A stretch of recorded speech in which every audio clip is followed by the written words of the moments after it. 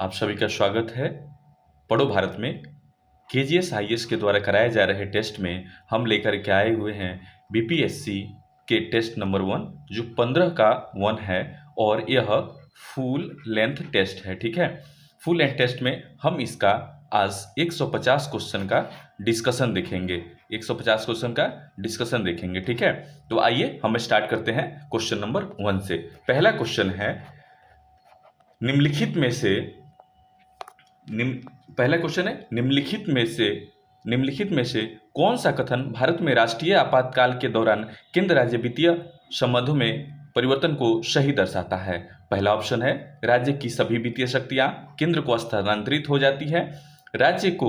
संसद को राज्य सूची के विषयों पर कानून बनाने का अधिकार मिल जाता है। तीसरा ऑप्शन है सी, राष्ट्रीय संसद की अनुमति के बिना वित्तीय संसाधनों का आवंटन कर सकता है। चौथा ऑप्शन है वित्तीय आयोग को भंग कर दिया जाता है। इसका सही आंसर होगा बी। इसका सही आंसर क्या होगा? बी, संसद को राज्य सूची के विषय पर कानून बनाने का अधिकार मिल जाता है। आइए क्वेश्चन नंबर 2 देखते हैं। क्वेश्चन नंबर 2 है भारतीय संविधान का अनुच्छेद 301 किससे संबंधित है? पहला ऑप्शन है देश के साथ मुक्त व्यापार समझौता, भारतीय क्षेत्र के वित्तीय व्यापार पर प्रतिबंध। तीसरा ऑप्शन है भारत के संपूर्ण व्यापार क्षेत्र में व्यापार, वाणिज्य और समागम की स्वतंत्रता।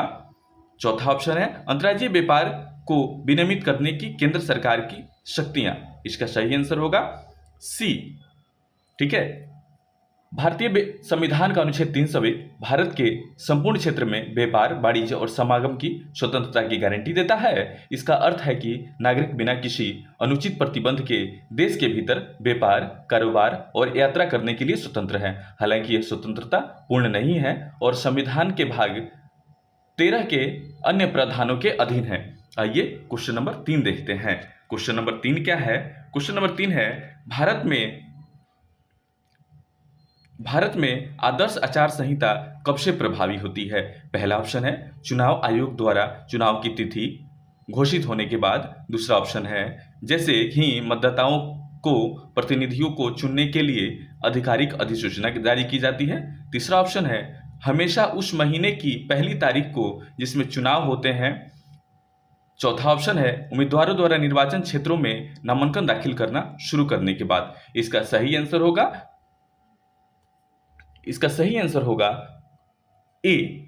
ठीक है, चुनाव आयोग द्वारा चुनावों की तिथि घोषित करने के बाद। आदर्श आचार संहिता उस तारीख से तत्काल प्रभाव से लागू हो जाती है जिस दिन भारत का चुनाव आयोग यानी इलेक्शन कमीशन ऑफ इंडिया चुनाव कार्यक्रम की घोषणा करता है। Election commission of India Bharat में राष्ट्रपति, उपराष्ट्रपति, लोकसभा और विधानसभा चुनाव की प्रक्रिया पूर्ण करती है। आइए क्वेश्चन नंबर 4 देखते हैं। क्वेश्चन नंबर 4 है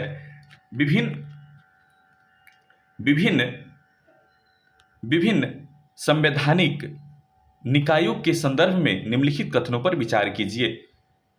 भारत के नियंत्रक एवं लेखा परीक्षक की नियुक्ति भारत के राष्ट्रपति द्वारा की जाती है। वह पद छोड़ने के बाद अन्य पद के लिए पात्र होता है। भारत का महान्यायवादी सरकारी सेवक नहीं होता है, लेकिन उस राष्ट्रपति की अनुमति के बिना किसी सार्वजनिक कंपनी के निदेशक के रूप में नियुक्त किया जा सकता है। मुख्य चुनाव आयुक्त को सर्वोच्च न्यायालय के न्यायाधीश के समान कार्यकाल की सुरक्षा प्राप्त होती है, लेकिन अन्य चुनाव आयुक्तों को राष्ट्रपति द्वारा प्रत्यक्ष रूप से हटाया जा सकता है। चौथा ऑप्शन है वित्त आयोग एक संवैधानिक निकाय है जिसकी सिफारिशें राष्ट्रपति के लिए बाध्यकारी होती है। इसका सही आंसर होगा डी। इसमें जो है 1, 2, 3, 4 इसमें क्या है? 1, 2, 3, 4 तीनों सही है। इसकी व्याख्या जानेंगे। तीनों गलत है, सॉरी 1, 2, 3, 4 जो है ना तीनों गलत है, क्योंकि भारत के नियंत्रक एवं महालेखा परीक्षक कैग पद छोड़ने के बाद किसी अन्य पद के लिए पात्र नहीं होते हैं, जिससे उनकी स्वतंत्रता निश्चित होती है। दूसरा क्वेश्चन कैसे गलत है? अटॉर्नी जनरल भले ही सरकारी कर्मचारी नहीं होते हैं, लेकिन भारत सरकार की अनुमति के बिना वे किसी कंपनी के निदेशक के रूप में नियुक्त नहीं हो सकते हैं। तीसरा ऑप्शन कैसे गलत है, आइए जानते हैं। मुख्य चुनाव आयुक्त सीईसी यानी चीफ इलेक्शन कमीशन को केवल सर्वोच्च न्यायालय के न्यायाधीश के समान प्रक्रिया द्वारा ही हटाया जा सकता है, जबकि अन्य चुनाव आयुक्तों को राष्ट्रपति सीधे नहीं हटा सकते। इसके लिए भी मुख्य चुनाव आयुक्त की सिफारिश आवश्यक होती है। चौथा क्वेश्चन कैसे गलत है? वित्त आयोग की सिफारिशें केवल परामर्शदाता होती है, जो राष्ट्रपति या सरकार के लिए बाध्यकारी नहीं होता है। आइए क्वेश्चन नंबर 5 देखते हैं। क्वेश्चन नंबर 5 है, क्वेश्चन नंबर 5 क्या है? निम्नलिखित में से किसे सर्वोच्च न्यायालय के मूल ढांचे के भाग के रूप में स्पष्ट रूप से मान्यता नहीं दी है? इसका आंसर हो जाएगा, इसका ऑप्शन जानेंगे, उसके बाद आंसर जानेंगे। ठीक है, इसका आंसर हो जाएगा समान नागरिक संहिता। क्या क्वेश्चन था? निम्नलिखित में से किसे सर्वोच्च न्यायालय ने संविधान के मूल ढांचे के रूप में स्पष्ट रूप से मान्यता नहीं दी है? इसका आंसर क्या हो जाएगा? इसका आंसर सी हो जाएगा। पूछिए कैसे?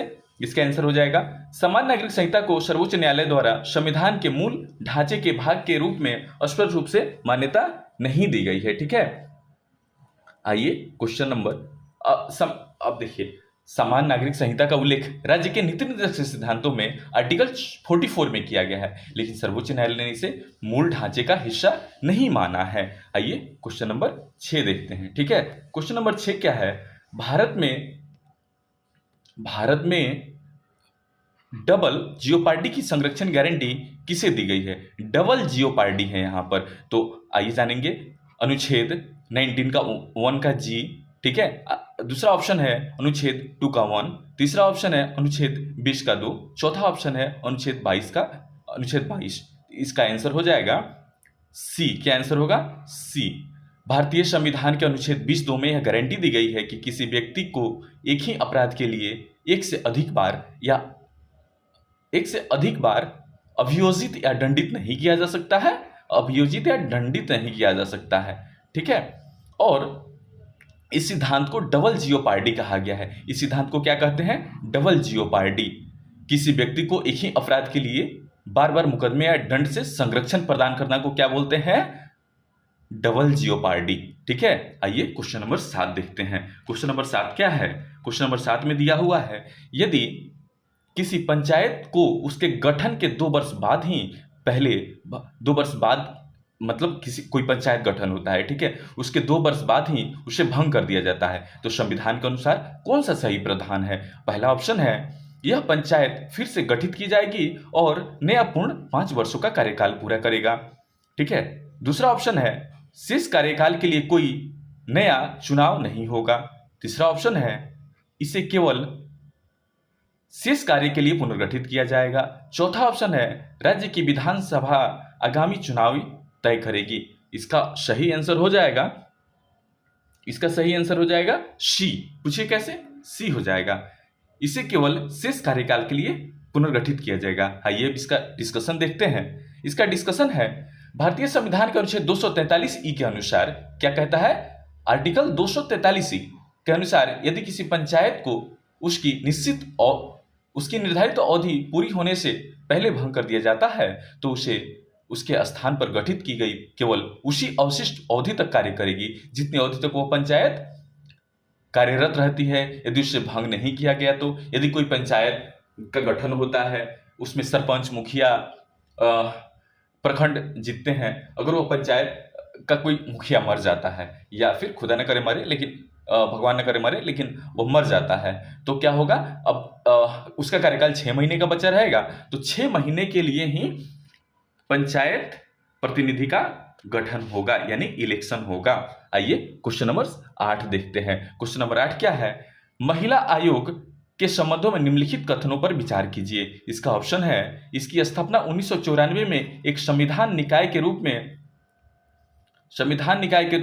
रूप में की गई थी, ताकि शिकायतों का निवारण किया जा सके और नीतिगत सुधारों की सिफारिश की जा सके। इसकी अध्यक्ष न्यायिक सेवाओं की पृष्ठभूमि वाली महिला होनी चाहिए। इसमें कम से कम एक सदस्य अनुसूचित जाति और एक सदस्य अनुसूचित जनजाति का होना चाहिए, यानी एक सदस्य एससी का होना चाहिए, एक सदस्य एसटी का होना चाहिए। पहला इसका आंसर हो जाएगा बी, ठीक है। पहला कथन गलत है। आइए जानते हैं कैसे। राष्ट्रीय महिला आयोग की स्थापना 1992 में की गई थी, न कि 1994 में की गई थी। एक सांविधिक निकाय के रूप में की गई थी। इसका मुख्य उद्देश्य महिलाओं से संबंधित शिकायतों का निवारण करना और नीतिगत सुधारों की सिफारिश करना, रिपोर्टिंग के वर्ष के दौरान महिलाओं की स्थिति सुदृढ़ करने और उसके आर्थिक सशक्तिकरण को बढ़ावा देने के लिए पहल की गई थी। पहला ऑप्शन इस तरह से सही होगा। दूसरा कथन है, अधिनियम में यह अनिवार्य नहीं है कि अध्यक्ष न्यायिक सेवा से ही हो। आवश्यक यह है कि अध्यक्ष कोई प्रतिष्ठित और सक्षम व्यक्ति हो जो महिलाओं के हितों में प्रतिबद्ध हो। ठीक है, तीसरा ऑप्शन का भी सही है। एनसीडब्ल्यू के अनुसार अधिनियम धारा 3 सब क्लॉज 2 की व्यवस्था के अनुसार यह स्पष्ट रूप से निर्धारित है कि कम से कम एक सदस्य अनुसूचित जाति का और एक सदस्य अनुसूचित जनजाति के व्यक्तियों का होना चाहिए। आइए क्वेश्चन नंबर 9 देखते हैं। 9 क्या है? 9 है, भारत में सर्वोच्च न्यायालय के न्यायाधीशों के वेतन और भत्ते के संबंध में निम्नलिखित में से कौन सा कथन सही है? पहला ऑप्शन है, इसका निर्धारण संसद द्वारा समय समय पर किया जाता है। दूसरा ऑप्शन है, न्यायाधीश की नियुक्ति हो जाने के बाद संसद उसके वेतन और भत्तों को प्रतिकूल रूप से संशोधित कर सकती है। तीसरा ऑप्शन है, ये भारत की सार्वजनिक निधि पर भारित होता है। चौथा ऑप्शन है, इस पर संसद में चर्चा की जा सकती है और इस पर मतदान किया जा सकता है। इसका सही आंसर होगा ए। इसका सही आंसर क्या होगा? ए। इसका निर्धारण संसद द्वारा समय समय पर किया जाता है। इसका सही आंसर क्या होगा? ए। सर्वोच्च न्यायालय, ठीक है, सर्वोच्च न्यायालय के वेतन का निर्धारण कौन करता है? सर्वोच्च न्यायालय के न्यायाधीशों के वेतन और भत्ते संविधान के अनुच्छेद 125 में दिए गए हैं। किस में दिए गए हैं? संविधान के आर्टिकल 125 में दिए गए हैं। 125 के तहत भारत की संसद द्वारा निर्धारित किए जाते हैं। संसद आवश्यकता अनुसार कानून बनाकर इन राशियों में संशोधन कर सकती है। सर्वोच्च न्यायालय के न्यायाधीशों के वेतन और भत्तों में नियुक्ति के पश्चात केवल वित्तीय आपातकाल जैसी समिति परिस्थितियों में ही प्रतिकूल बदलाव किया जा सकता है, यानी सामान्य स्थिति में इनके वेतन और भत्तों में कोई कटौती नहीं की जा सकती है। सर्वोच्च न्यायालय के न्यायाधीशों के वेतन और भत्तों पर होने वाला व्यय भारत की संचित निधि पर भारित व्यय है, यानी यह संचित निधि से इनको न्यायाधीशों को वेतन प्रदान किया जाता है। भारित व्यय पर संसद में मतदान नहीं होता है, हालांकि इस पर चर्चा होती है। ठीक है, आइए क्वेश्चन नंबर 10 देखते हैं। क्वेश्चन नंबर 10 क्या है?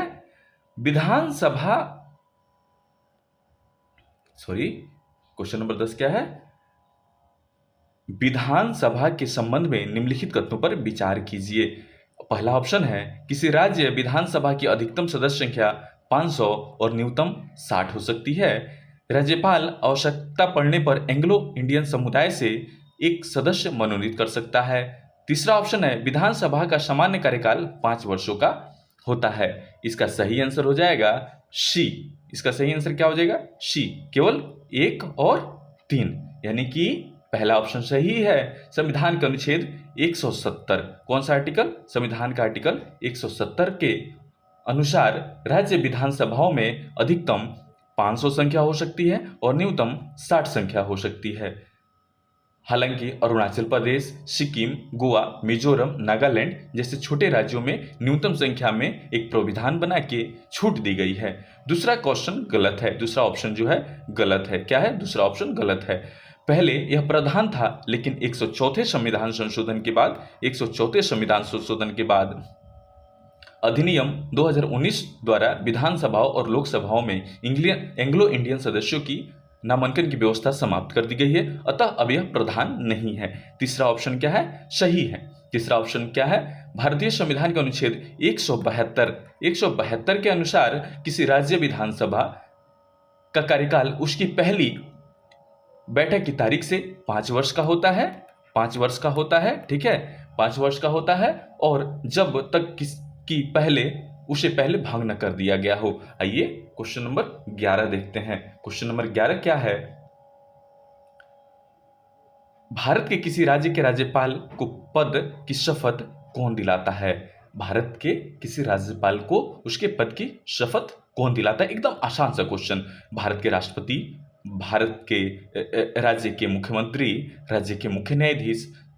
डी ऑप्शन है संबंधित उच्च न्यायालय के न्यायाधीश। इसका सही आंसर हो जाएगा डी। क्या आंसर हो जाएगा? डी। भारतीय संविधान के अनुच्छेद 159 के अनुसार प्रत्येक राज्यपाल को पद ग्रहण करने से पहले पद या प्रतिज्ञा लेनी होती है। यह शपथ संबंधित राज्य के उच्च न्यायालय के मुख्य न्यायाधीश की उपस्थिति में ली जाती है, और यदि मुख्य न्यायाधीश अनुपस्थित हो तो उस न्यायालय के उपलब्ध सबसे वरिष्ठ न्यायाधीश की उपलब्धि में शपथ दिलाई जाती है। ये क्वेश्चन नंबर 12 देखते हैं। क्वेश्चन नंबर 12 क्या है? राज्यसभा में भारत के राष्ट्रपति द्वारा सदस्यों की नामांकन की व्यवस्था निम्नलिखित में से किस देश की संवैधानिक परंपरा से प्रेरित है? पहला ऑप्शन है यूनाइटेड किंगडम से, दूसरा ऑप्शन है संयुक्त राज्य अमेरिका से, तीसरा ऑप्शन है सोवियत संघ से, चौथा ऑप्शन है आयरलैंड से। ये आयरलैंड आंसर क्या होगा? सही होगा। चौथा का मतलब 12 का आंसर डी होगा। भारतीय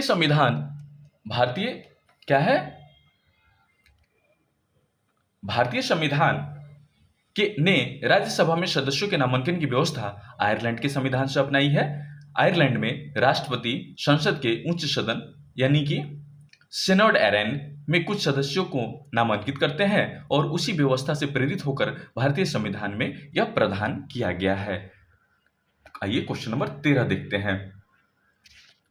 क्वेश्चन नंबर 13 है, भारतीय संविधान के निम्नलिखित में से किस अनुच्छेद के अंतर्गत राज्यपाल को सूचना देने से संबंधित मुख्यमंत्री के कर्तव्यों का वर्णन किया गया है?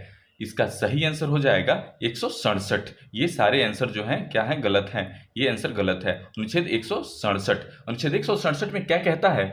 अनुच्छेद 167 में स्पष्ट रूप से कहा गया है कि मुख्यमंत्री को मंत्रिपरिषद के सभी और प्रस्तावित विधायिका की जानकारी राज्यपाल को देनी होती है, और राज्यपाल द्वारा राज्य के प्रशासन से संबंधित मांगी गई कोई भी जानकारी उपलब्ध करानी होती है। ठीक है, अब आइए क्वेश्चन नंबर 14 देखते हैं। क्वेश्चन नंबर 14 क्या है? क्वेश्चन नंबर 14, ठीक है, क्वेश्चन नंबर 14 क्या है?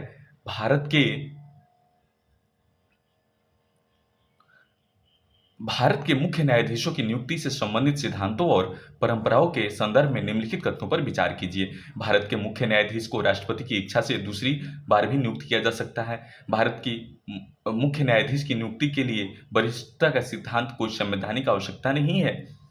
वरिष्ठता का सिद्धांत एक परंपरा के रूप से विकसित हुआ है, जो मेमोरेंडम ऑफ प्रोसीजर कहलाता है। 14 का हो जाएगा सी। ठीक है, ये एक गलत है, दूसरा सही है, तीसरा सही है। संविधान या परंपरा में मुख्य न्यायाधीश को राष्ट्रपति के विवेकाधिकार से दूसरे कार्यकाल के लिए पुनर्नियुक्त करने का कोई प्रावधान नहीं है। सीजेआई तब तक पद पर बना रहता है जब तक वह 65 वर्ष की आयु न प्राप्त कर ले। ठीक है, इसके बाद यह पद वरिष्ठता के आधार पर अगले पात्र न्यायाधीश को दिया जाता है। ये दूसरा क्या होगा? सही होगा। दूसरा क्या होगा? सही होगा। दूसरा कैसे सही है? आर्टिकल 124 क्या कहता है? आर्टिकल 124 में मुख्य न्यायाधीश की नियुक्ति के लिए वरिष्ठता के सिद्धांत को अनिवार्य नहीं किया गया है। यह केवल एक परंपरा के रूप में विकसित हुआ है। राष्ट्रपति औपचारिक रूप से परामर्श के बाद सीजेआई की नियुक्ति करते हैं, लेकिन संविधान में वरिष्ठता का स्पष्ट उल्लेख नहीं है। तीसरा स्टेटमेंट सही है। तीसरा क्या है? सही है। तीसरा क्या है? सर्वोच्च न्यायालय के वरिष्ठतम न्यायाधीश को सीजेआई नियुक्त करने की परंपरा एक सुनिश्चित रिवाज है, न कि संवैधानिक बाध्यता। यह परंपरा प्रतिज्ञा ज्ञापन द्वारा निर्देशित होती है और अधिकांशतः इसका पालन किया जाता है। हालांकि 1970 के दशक में कुछ विवादास्पद अपवाद हो गए थे। आइए क्वेश्चन नंबर 15। क्वेश्चन नंबर 15 क्या कहता है?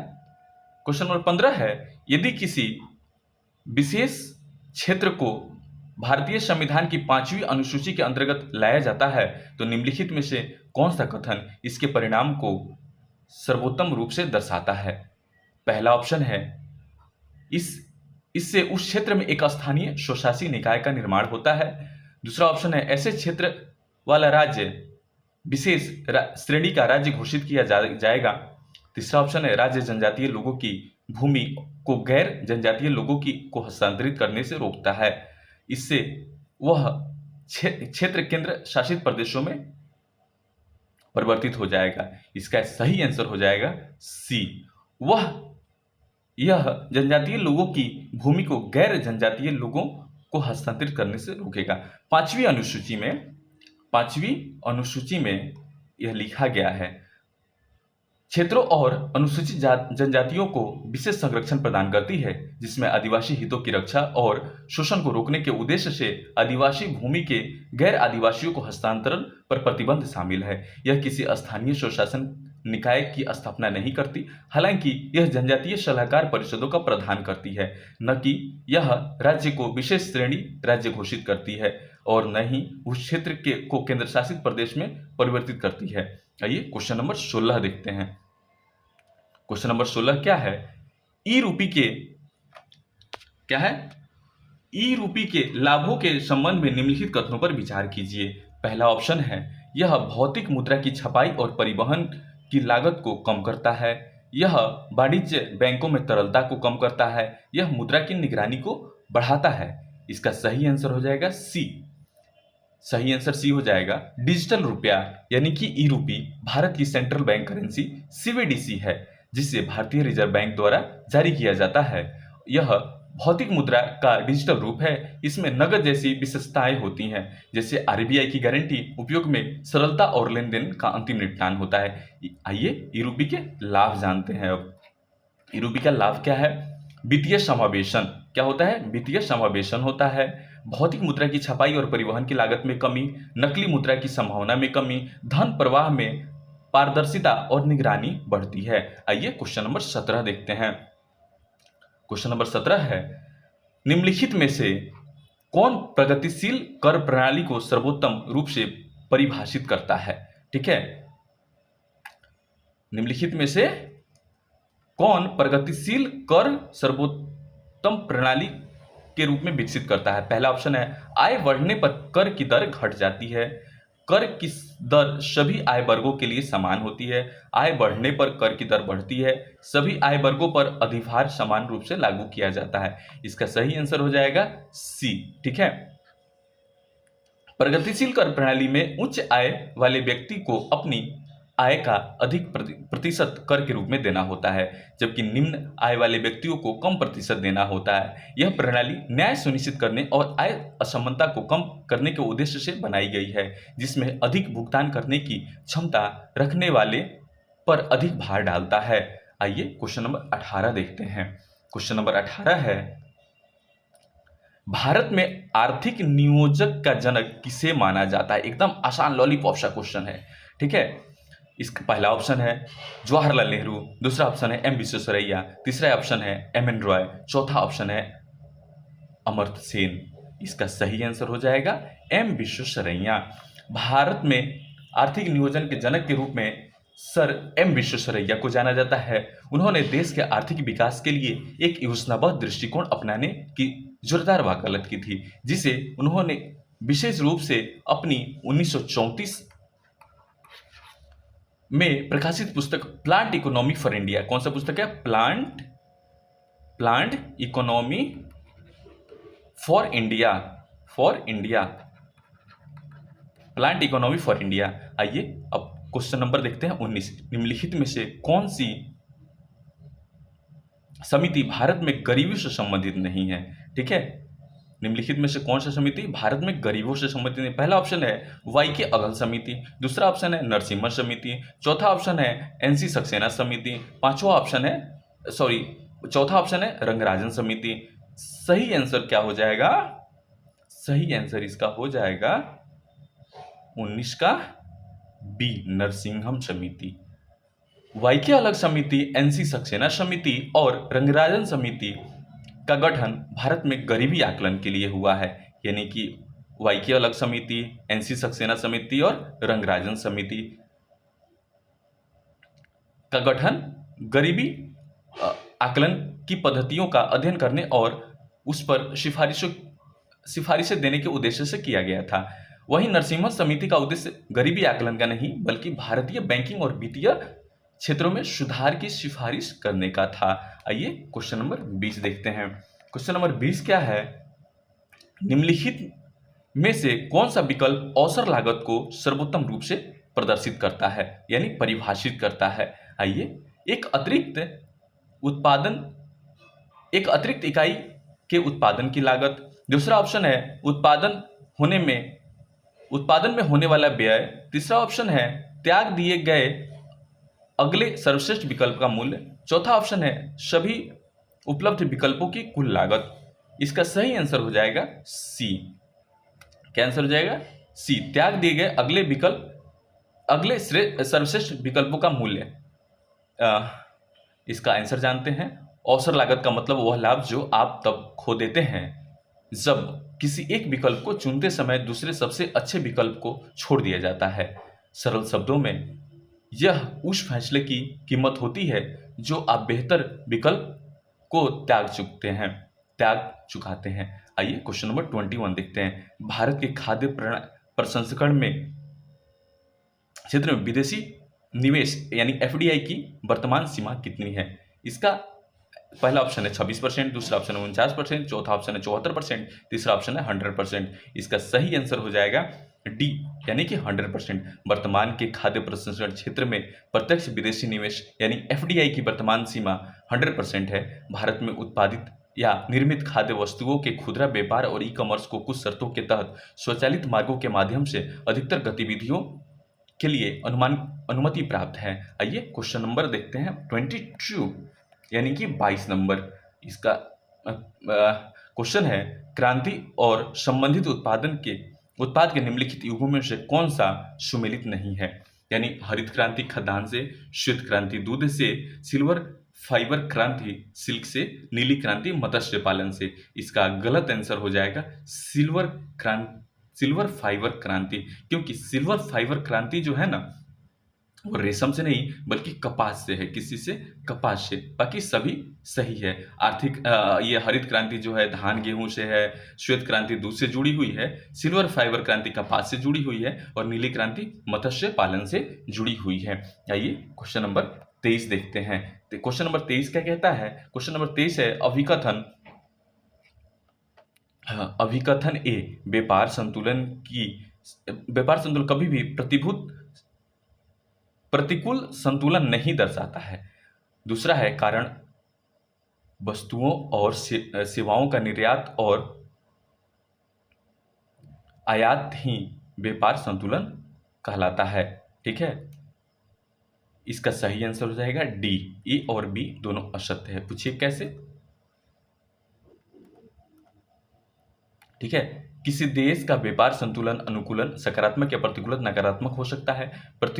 प्रतिकूल व्यापार संतुलन जिसे व्यापार घाटा भी कहा जाता है तब होता है जब किसी देश का आयात उसके निर्यात से अधिक हो, अर्थात वह विदेशी वस्तुओं और सेवाओं पर उतना खर्च करता है जितना वह अपने उत्पादों को विदेशों में बेचकर अर्जित करता है।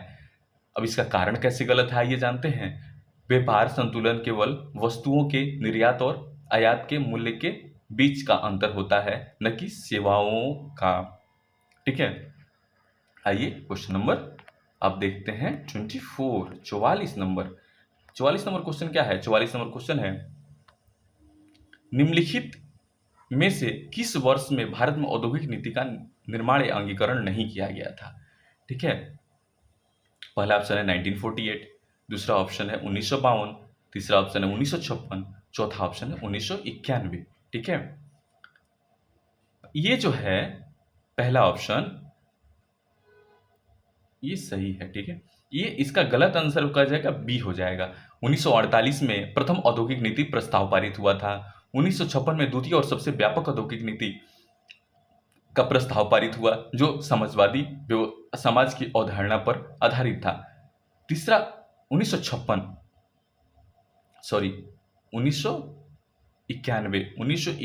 क्या है? 1991 में नई औद्योगिक नीति लाई गई थी। ठीक है, जिसका मुख्य जोर उदारीकरण, निजीकरण और वैश्वीकरण पर था। 1991 हो गया। अब 1956 में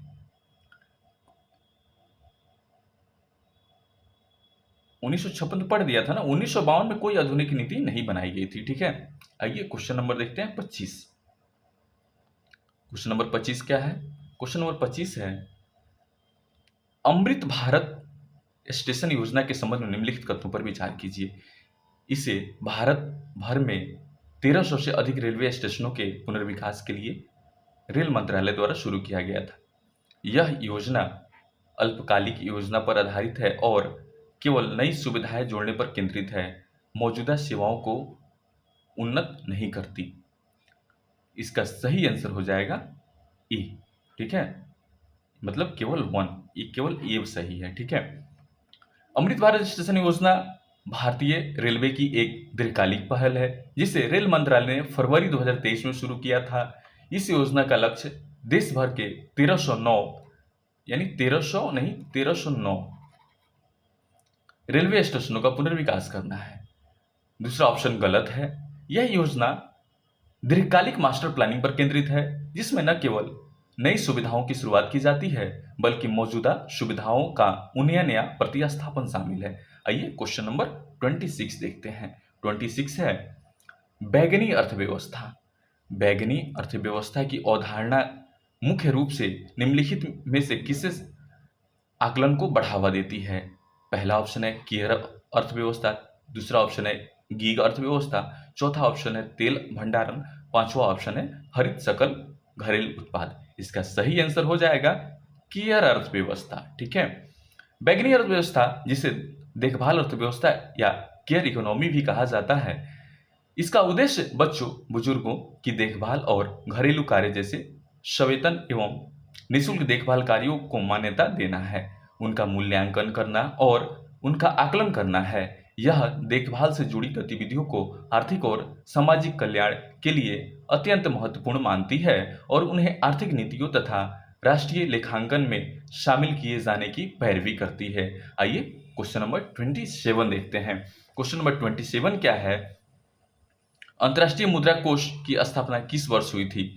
अंतर्राष्ट्रीय मुद्रा कोष की स्थापना कब हुई थी? पहला ऑप्शन है 1944, दूसरा ऑप्शन है 1945, तीसरा ऑप्शन है 1950, चौथा ऑप्शन है 1960। इसका सही आंसर हो जाएगा 1945। अंतर्राष्ट्रीय मुद्रा कोष यानी IMF की स्थापना 1945 में हुई थी। इसकी आधारशिला 1944 में ब्रेटन वुड्स के सम्मेलन के दौरान रखी गई थी, लेकिन IMF आधिकारिक रूप से 27 दिसंबर 1945 को अस्तित्व में आया जब 29 देशों ने इससे समझौता ज्ञापन पर हस्ताक्षर किया।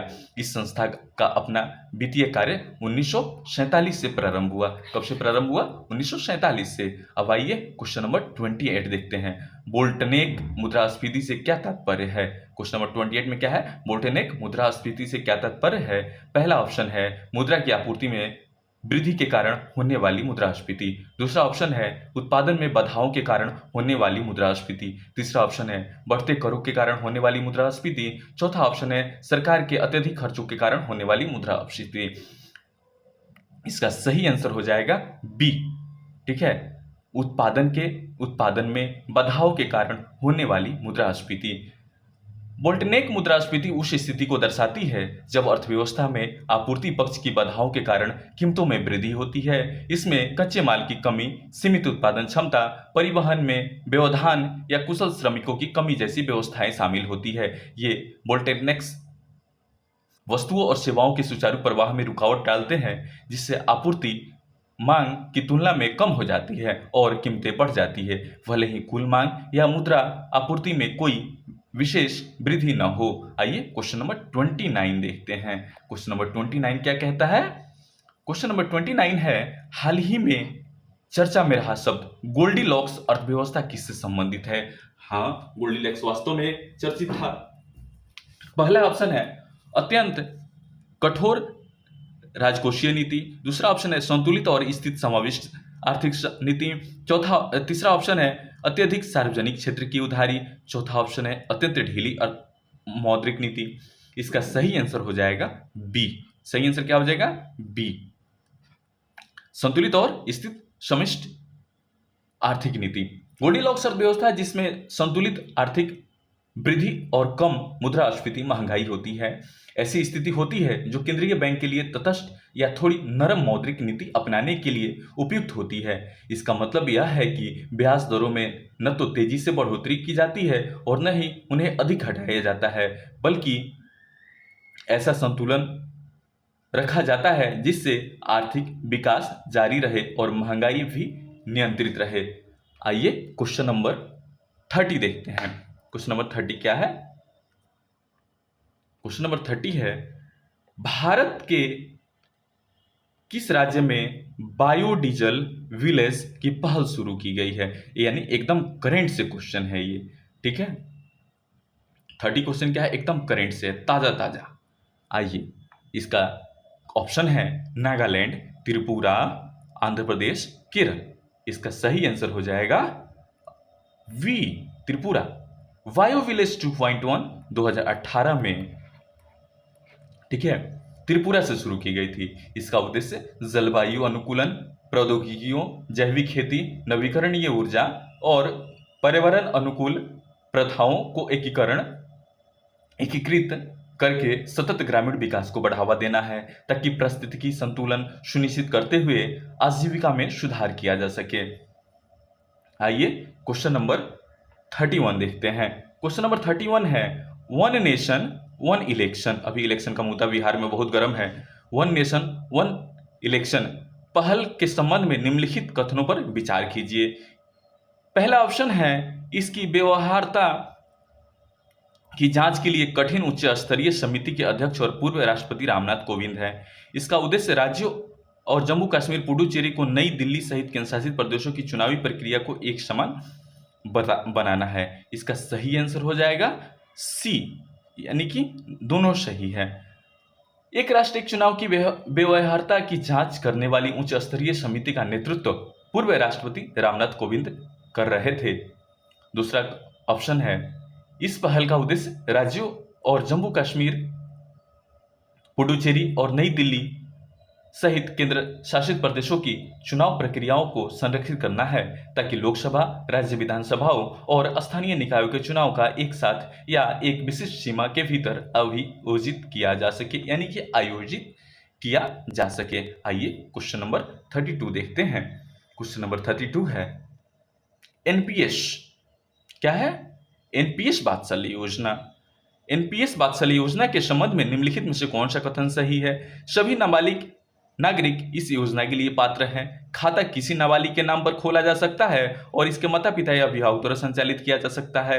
तीसरा ऑप्शन है, इस योजना को वित्त मंत्रालय द्वारा विनियमित किया गया है। इसका सही आंसर हो जाएगा ऑप्शन ए, ठीक है, पहला सही है। एनपीएस वात्सल्य योजना मौजूदा राष्ट्रीय पेंशन प्रणाली का एक विस्तार है, जिसे विशेष रूप से 18 वर्ष से कम आयु के बच्चों को 18 वर्ष से कम आयु के बच्चों के लिए बनाया गया है। यह सभी भारतीय नागरिकों को 18 वर्ष से पहले ही नामांकन करने और अपने सेवानिवृत्ति कोष का निर्माण प्रारंभ करने की अनुमति देती है। दूसरा ऑप्शन था, इस योजना के तहत नाबालिग खाता के नाम पर खोला जाता है और जब तक बच्चा 18 वर्ष का नहीं हो जाता तब तक खाता उसके माता पिता या वैध अभिभावक द्वारा संचालित किया जाता है। तीसरा ऑप्शन कैसे गलत है, आइए जानते हैं। राष्ट्रीय पेंशन प्रणाली और इसके विभिन्न संस्करण जैसे वात्सल्य योजना वित्त मंत्रालय द्वारा नहीं, सुन लीजिएगा, वित्त मंत्रालय द्वारा नहीं बल्कि पेंशन फंड नियामक और विकास प्राधिकरण यानी पीएफआरडीए द्वारा विनियमित किया जाता है। यानी कि यह वित्त मंत्रालय द्वारा नहीं लागू किया गया है, यह पेंशन फंड नियामक और विकास प्राधिकरण द्वारा लागू किया गया है। आइए क्वेश्चन नंबर 33 देखते हैं। नैनोपोरस मल्टीयार्ड पॉलीमेरिक मेम्ब्रेन के संबंध में निम्नलिखित कथनों पर विचार कीजिए। इसका पहला ऑप्शन है, इसे डीआरडीओ द्वारा विकसित किया गया था। इसे मूल रूप से औद्योगिक अपशिष्ट जल के उपचार के लिए डिजाइन किया गया है। इसकी बहुस्तरीय मेम्ब्रेन संरचना निम्न दाब की स्थिति में अस्थायित्व में सुधार करती है। इसका सही आंसर हो जाएगा 33 का ए। क्या होगा? 33 का ए हो जाएगा। कैसे? नैनोपोरस बहुस्तरीय पॉलीमर झिल्ली का विकास रक्षा अनुसंधान एवं विकास गठन की कानपुर स्थित प्रयोगशाला डीएमएसआरडीई द्वारा किया जाता है। नैनोपोरस मल्टीलेयर्ड पॉलीमेरिक मेम्ब्रेन को डीआरडीओ द्वारा विशेष रूप से समुद्री जल के विलवणीकरण के उद्देश्य से विकसित किया गया था। यानी खारे पानी समुद्र को पीने योग्य मीठे पानी में बदलने के लिए, न कि प्राथमिक रूप से औद्योगिक अपशिष्ट जल के शोधन के लिए किया गया था। इस झिल्ली की बहुस्तरीय संरचना को विशेष रूप से उच्च लवणता और क्लोराइड आयनों से होने वाली नुकसान को सहन करने के लिए डिजाइन किया गया था। इसे उच्च दबाव को झेलने में सक्षम बनाया गया है, जिससे यह कठिन समुद्री परिस्थितियों और रिवर्स ऑस्मोसिस जैसे उच्च दाब प्रक्रियाओं के लिए उपयुक्त है, न कि कम दबाव वाली परिस्थितियों के लिए। आइए क्वेश्चन नंबर 34 देखते हैं। क्वेश्चन नंबर 34 क्या है? क्वेश्चन नंबर 34 है, निम्नलिखित में से किस कंपनी ने अणु शक्ति विद्युत निगम लिमिटेड की स्थापना के लिए भारतीय परमाणु ऊर्जा निगम लिमिटेड की साझेदारी की है?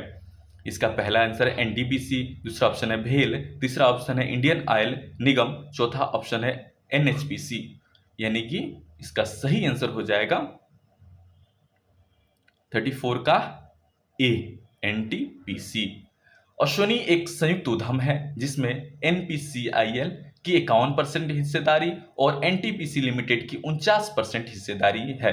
इस संयुक्त उद्यम की स्थापना भारत में परमाणु संयंत्रों के निर्माण, स्वामित्व और संचालन के उद्देश्य से की गई है। सरकार द्वारा इस संयुक्त उद्यम को बड़े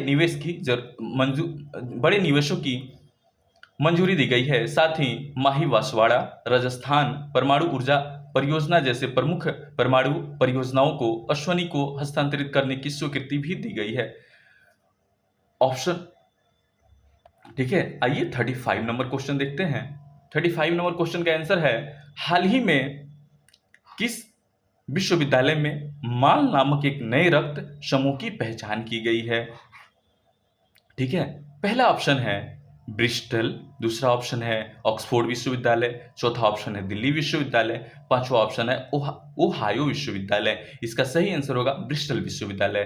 ब्रिस्टल विश्वविद्यालय में माल नामक एक नया रक्त समूह खोजा गया है। इस खोज में ब्रिस्टल विश्वविद्यालय के शोधकर्ताओं ने एनएचएस ब्लड एंड ट्रांसप्लांट के साथ सहयोग किया और इस रक्त समूह के पीछे का अनुवांशिक कारण स्पष्ट किया, जिससे ANWJ एंटीजन से जुड़ी पुरानी पहेली का समाधान हो सके। आइए क्वेश्चन नंबर 36 देखते हैं। हाल ही में विश्व स्वास्थ्य संगठन द्वारा किस देश को आधिकारिक रूप से कुष्ठ रोग घोषित मुक्त किया गया है? बहुत बड़ी बीमारी होती है, यानी कि कुष्ठ रोग जिसको हो गया ना, जल्दी से छूटता नहीं है।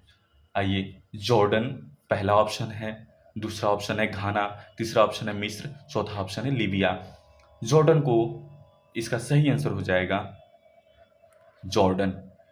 जॉर्डन को विश्व स्वास्थ्य संगठन द्वारा औपचारिक रूप से कुष्ठ रोग से मुक्त घोषित किया गया है। जॉर्डन दुनिया का पहला देश बन गया है जिससे कुष्ठ रोग उन्मूलन के लिए WHO से सत्यापन प्राप्त हुआ है, जो वैश्विक सार्वजनिक स्वास्थ्य प्रयासों की दिशा में एक महत्वपूर्ण उपलब्धि है। आइए क्वेश्चन नंबर 37 देखते हैं।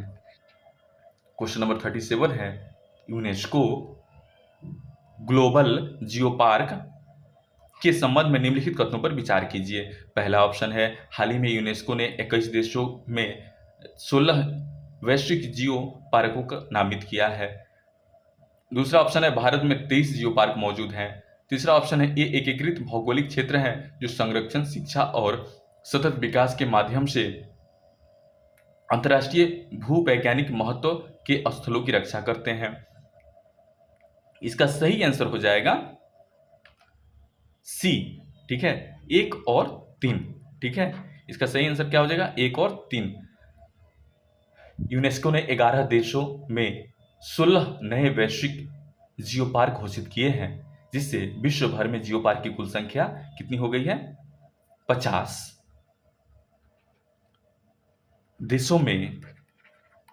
50 देशों में जो है ना 299 हो गई है। कितनी हो गई है? सॉरी, 229 हो गई है। 50 देशों में 229 हो गई है। भारत में यूनेस्को का कोई भी वैश्विक जियो पार्क नहीं है। विश्व में कुल 229 जियो पार्क हैं, लेकिन इनमें से कोई भी भारत में स्थित नहीं है। तीसरा, यूनेस्को ग्लोबल जियो पार्क ऐसे एकीकृत क्षेत्र होते हैं जो अंतर्राष्ट्रीय स्तर पर महत्वपूर्ण भूवैज्ञानिक विशेषताओं को प्रदर्शित करते हैं और जिनमें जिनका प्रबंधन, शिक्षण, संरक्षण और सतत विकास पर केंद्रित एक समग्र दृष्टिकोण होता है। आइए क्वेश्चन नंबर 38 जानते हैं। क्वेश्चन नंबर 38 है, हाल ही में किस संगठन ने हिंद प्रशांत क्षेत्र में कैंसर मामलों में कमी लाने के लिए कैंसर मूनशॉट की पहल की थी? पहला ऑप्शन है बिमस्टेक, दूसरा ऑप्शन है क्वाड, चौथा ऑप्शन है एससीओ, तीसरा ऑप्शन है एससीओ, चौथा ऑप्शन है डब्ल्यूएचओ। ठीक है, इसका सही आंसर क्या हो जाएगा? क्वाड। क्या हो जाएगा? क्वाड। चतुर्भुज सुरक्षा संवाद के नाम से भी इसको जाना जाता है। संयुक्त राज्य अमेरिका, भारत, ऑस्ट्रेलिया और जापान, अमेरिका, ऑस्ट्रेलिया और जापान के बीच एक रणनीतिक साझेदारी है। इसने हिंद प्रशांत क्षेत्र में कैंसर के बोझ को कम करने के लिए कैंसर मूनशॉट पहल शुरू की है। यह पहल कैंसर देखभाल के बुनियादी ढांचों में सुधार, अनुसंधान सहयोग का विस्तार, एसवीपी टीकाकरण और जांच तक पहुंच बढ़ाने और पूरे क्षेत्र में कैंसर की रोकथाम और उपचार को बढ़ाने पर केंद्रित है। आइए क्वेश्चन नंबर 39 देखते हैं। क्वेश्चन नंबर 39 क्या कहता है? क्वेश्चन नंबर 39 कहता है, भारतीय वायुसेना के अगले वायुसेना अध्यक्ष के रूप में किसे नियुक्त किया गया है? पहला ऑप्शन है एपी सिंह, दूसरा ऑप्शन है एनके लोहानी, तीसरा ऑप्शन है आरके माथुर, चौथा ऑप्शन है एसए लोहानी। ठीक है, इसका सही आंसर हो जाएगा ए, एपी सिंह। आइए कैसे जानते हैं।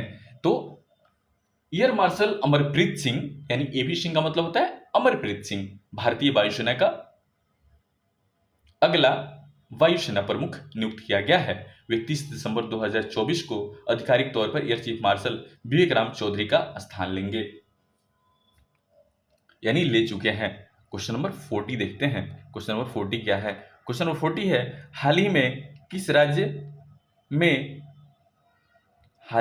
किस राज्य में विश्व का सबसे ऊंचा बांस टावर लगाया गया है? पहला ऑप्शन है असम, दूसरा ऑप्शन है छत्तीसगढ़, तीसरा ऑप्शन है तेलंगाना, चौथा ऑप्शन है बिहार। इसका सही आंसर हो जाएगा छत्तीसगढ़।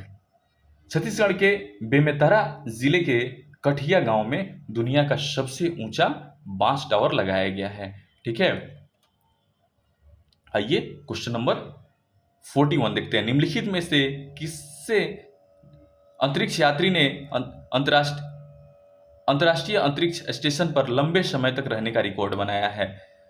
यह हाल ही की घटना है। आइए देखते हैं।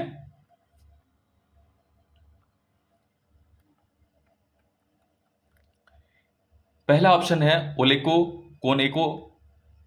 कोनेको और निकोलाई चुब। ठीक है, दूसरा ऑप्शन है निकोल आर्स डा माइकल आर बैरेट, चौथा ऑप्शन है कायला वेरेन, मार्कोस ग्रेब्रियल वेरियोस, चौथा ऑप्शन है कोनाडी फॉल्का। इसका सही आंसर हो जाएगा ओलेको कोर्नेको और निकोलाई चुब।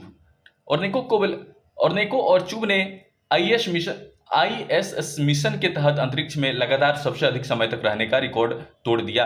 यह रिकॉर्ड 2023 में अंतरिक्ष यात्रियों सर्गेई प्रोकोपियो, दिमित्री पाटलियन और नासा के अंतरिक्ष यात्री फ्रांसिसो रूबिन ने बनाया था।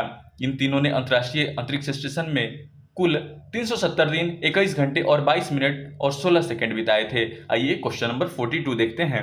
क्वेश्चन नंबर 42 है, भारत में पहली बार विश्व स्वच्छता दिवस किस तिथि को मनाया गया था? विश्व स्वच्छता दिवस किस तिथि को मनाया गया था? पहला ऑप्शन है 20 सितंबर 2024, दूसरा ऑप्शन है 22 सितंबर 2024, तीसरा ऑप्शन है 25 सितंबर 2024, चौथा ऑप्शन है 19 दिसंबर 2024। इसका सही आंसर हो जाएगा 20 दिसंबर 2024।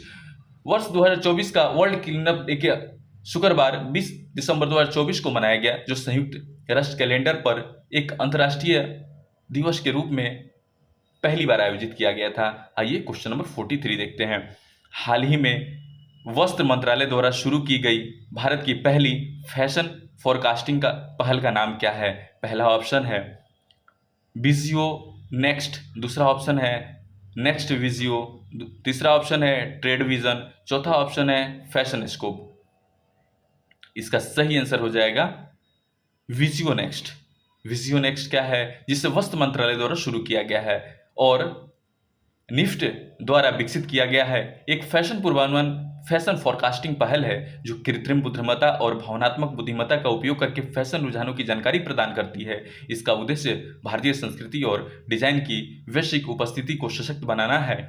भारत के फैशन उद्योग में स्वच्छ अंतर्राष्ट्रीय प्रतिस्पर्धा बढ़ावा देना भी है। आइए क्वेश्चन नंबर 44 देखते हैं। क्वेश्चन नंबर 44 क्या कहता है? क्वेश्चन नंबर 44 है,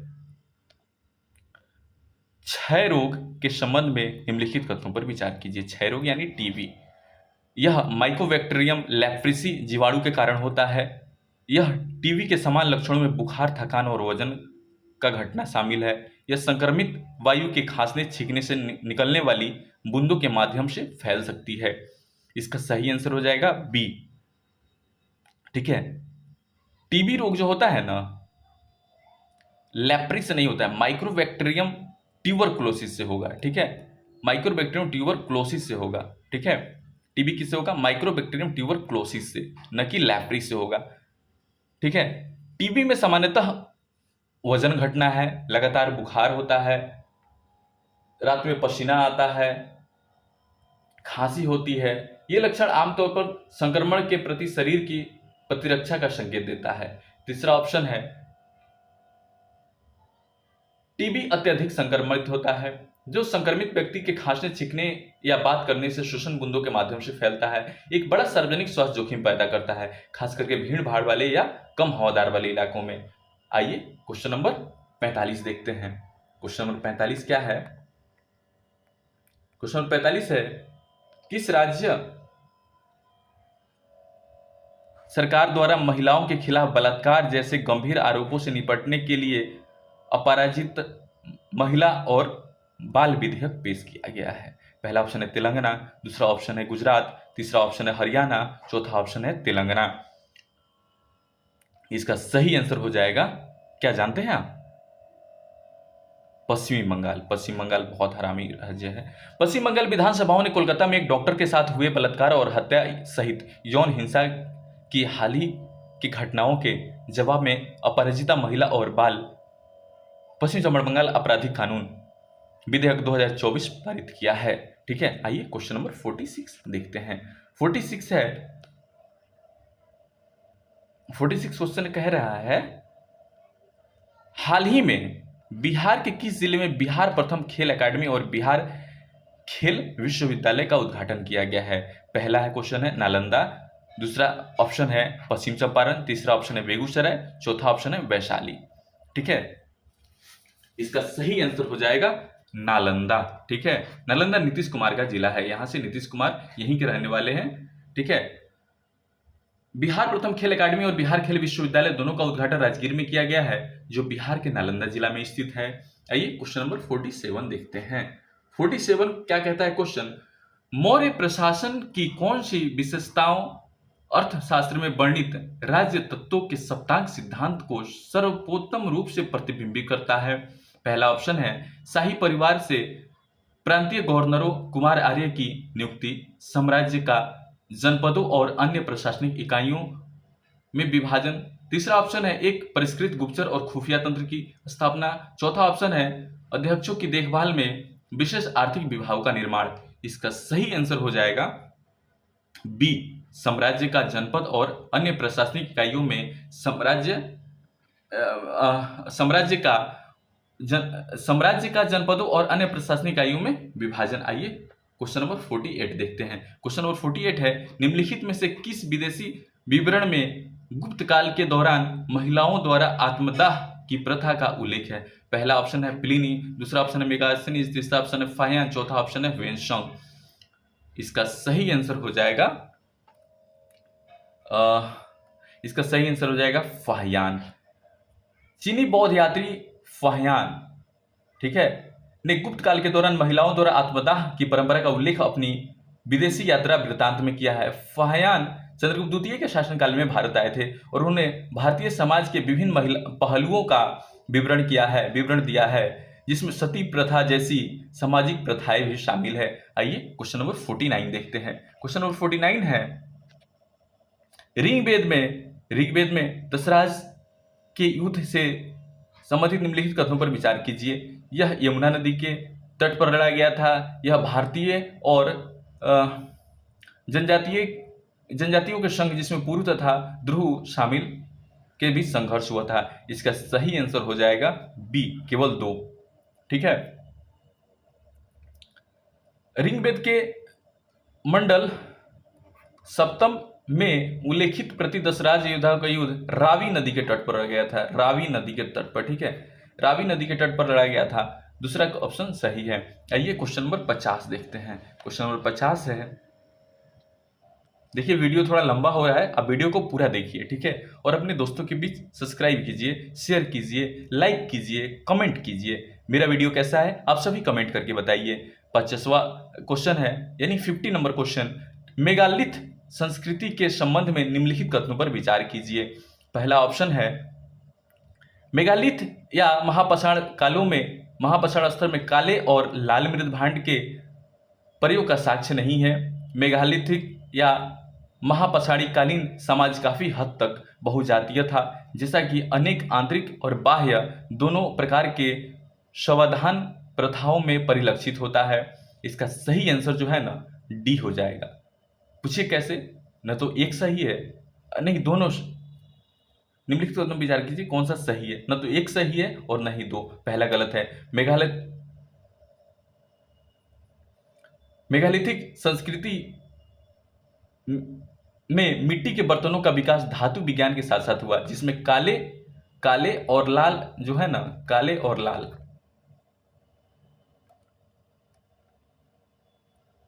बर्तन, चमकदार ग्रे विशिष्ट जंग लगे बर्तन शामिल हैं। महापाषाणिक समाज काफी हद तक समरूप प्रतीत होता है, जैसा कि आंतरिक और बाह्य अंतोष्टि विशेषताओं में समानता से पता चलता है। हालांकि उत्खनन में अंतोष्टि के प्रकारों, विशेष रूप से अंत और बहिरंतोष्टि में एकरूपता का समान अभाव प्रकट होता है। आइए क्वेश्चन नंबर 51 जानते हैं। 51 क्या क्वेश्चन है, कठ निम्नलिखित को सुमेलित करना है। ठीक है, कठ जो हो जाएगा यम नचिकेता से हो जाएगा। ठीक है, मुंडक जो हो जाएगा सत्यमेव जयते से हो जाएगा। छंग्यात जो हो जाएगा ओम ब्रह्मांड का सार हो जाएगा। और बृहद्रायण हो जाएगा, बृहद्रणायक हो जाएगा। अहम ब्रह्मणस्मि गार्गी मैत्रेयी के साथ संबंध हो जाएगा। तो इसका हो जाएगा सी। ठीक है, आइए क्वेश्चन नंबर देखते हैं 52। कौन सा क्वेश्चन है, क्वेश्चन नंबर 52। मौर्योत्तर कालोत्तर स्थापत्य कला के संबंध में निम्नलिखित कथनों पर विचार कीजिए। यह मुख्यतः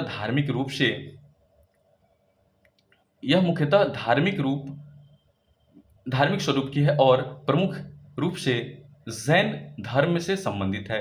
यह मौर्य काल की राजकीय और औपचारिक कला के विपरीत है तथा जन सामान्य की लोक भावना को प्रतिबिंबित करने वाली लोकप्रिय कला को दर्शाती है। इसका सही आंसर हो जाएगा बी।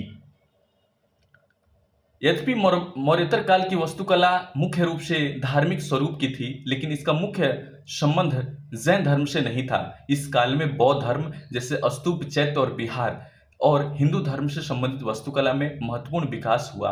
जैन वास्तुकला इस काल में अवश्य थी, लेकिन प्रमुख नहीं थी, और दूसरा ऑप्शन सही है। ठीक है, आइए क्वेश्चन नंबर देखते हैं 53। ठीक है, क्वेश्चन नंबर 53 देखते हैं। क्वेश्चन नंबर 53 का पहला है, मतलब क्वेश्चन है, संगम युग के संदर्भ में निम्नलिखित कथनों पर विचार कीजिए। ठीक है, इसका सही आंसर जो हो जाएगा ना, इसका सही आंसर हो जाएगा सी। ठीक है, इसका सही आंसर हो जाएगा सी। क्या हो जाएगा, 1 और 3, ये 2 गलत है। पांड्य वंश की राजधानी जहां सभी 3 संगम आयोजित किए गए थे, सदैव मदुरै ही रही। ठीक है, दूसरा ऑप्शन गलत है। संगम युग में वर्ण व्यवस्था में 4 वर्ण सम्मिलित और क्षत्रिय को भारत की तरह समान प्रतिष्ठा प्राप्त थी। आइए क्वेश्चन नंबर देखते हैं 54। क्वेश्चन नंबर 54 है, सिंधु घाटी सभ्यता की निम्नलिखित विशेषताओं में कौन सी केंद्रीकृत नियोजन के सबसे मजबूत पुरातात्विक प्रमाण प्रदान करते हैं। इसका सही आंसर हो जाएगा सी, शहरों में एक समान ईंट की माप। ठीक है, आइए क्वेश्चन नंबर 55 देखते हैं। क्वेश्चन नंबर 55 हो जाएगा, निम्नलिखित में से कौन सा जैन आगम ग्रंथ उसके विषय वस्तु या अवधारणा के सभी प्रकार से सुमिलित है? इसका सही आंसर हो जाएगा सी, भगवती सूत्र जैन सिद्धांतों का संवाद आधारित विवेचन है। आइए क्वेश्चन नंबर 56 देखते हैं। 56 में है क्वेश्चन नंबर 56। क्वेश्चन नंबर 56 क्या कहता है? विजयनगर साम्राज्य के संबंध में निम्नलिखित कथनों पर विचार कीजिए। इसका सही आंसर हो जाएगा ए, यानी कि 1 और 2। तीसरा गलत है। संगम वंश के शासकों ने मुख्यतः शैव धर्म का पालन किया, जबकि अन्य राजवंशों का झुकाव वैष्णव धर्म की ओर था।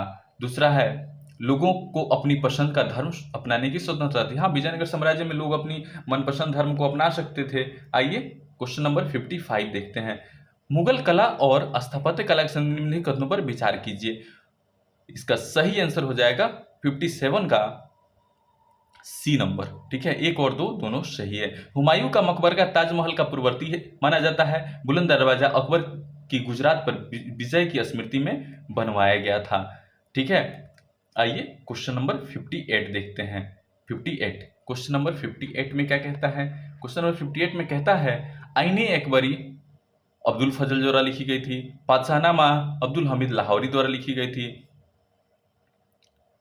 शाहजहांनामा इनायत खान द्वारा लिखी गई थी। तो इसका सही युग्म केवल 3 है, मतलब निम्नलिखित कितने युग्म सम्मिलित है? तो सही है, पूरे 3 के 3 सही है। ठीक है, 50 नंबर क्वेश्चन नंबर 59 इसका सही आंसर हो जाए। इसका क्वेश्चन है, औरंगजेब ने निम्नलिखित उत्तराधिकारियों में से किसे शाह ए बेखबर की उपाधि दी थी? शाह ए बेखबर, तो आप सभी को पता होगा, शाह ए बेखबर जो होता है ना, बहादुर शाह को कहा जाता है। शाह ए बेखबर बहादुर शाह को कहा जाता है।